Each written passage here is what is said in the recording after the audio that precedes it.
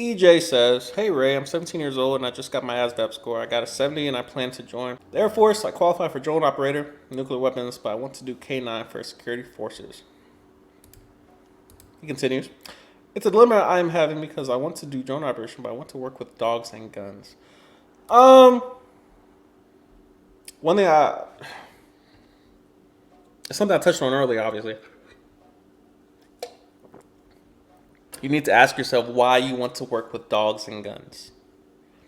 If the first thing that comes to mind is a movie you saw, a TikTok you saw, a well edited clip of anything, a commercial you saw, I would slow down. I would slow down. Um, you're 17. You're 17. Dogs and guns might sound like an adventure, and it might be for you. Who knows? I'm not here to tell you that it's not for you, that you shouldn't do it. But I'm saying you need to check your reasoning. Your reasoning is gonna hold you over after the first, second year gone, and you're over the new car smell and all the fun's gone. And they say, "All right, you got 12. Oh, and it's Christmas tomorrow. You're on the schedule though. We need you to serve a little bit. We need you to serve a little bit." Your reasoning is gonna hold you over in those middle years, especially because again, the first part is gonna fly by. You're in training. Everything is a accomplishment. Everything is a milestone. Once you're done with all that stuff, all the fun turbulence, then you get to the long stretch of the marathon where you need proper reasoning of why you chose that. And again, it's not like it's guaranteed anyway. But just be mindful of those type of things, that you shouldn't be rushing in it for any reason other than I want this and I know why I want this and I have to do this. This is what I'm meant to do. And of course, you just throw it on your list because it's not like you're choosing which job you want. You get to request what job you would like. So yeah, be mindful of those type of things. You mentioned drone operator.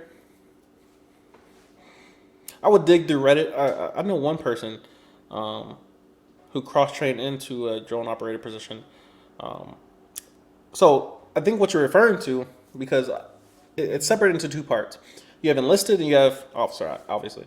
The person who flies the drone is an officer. The person who's flying the drone, not physically in it, obviously, the drones are unmanned, but they're on the ground flying it. The person manning the sensor is enlisted. So what you might be if you're coming in enlisted, you're referring to the sensor operator.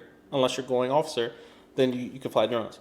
So just be mindful of those distinctions as well. And again, those are a lot of things that you just won't know unless you're kind of in the environment. You talk to somebody. I only know that because I met someone who's a sensor operator. So yeah, if you're flying any type of vehicle, it's going to most likely be an officer. There are enlisted pilots, currently in the Air Force, enlisted people who fly aircraft, but it's not the majority. It's the exception. So be mindful of that.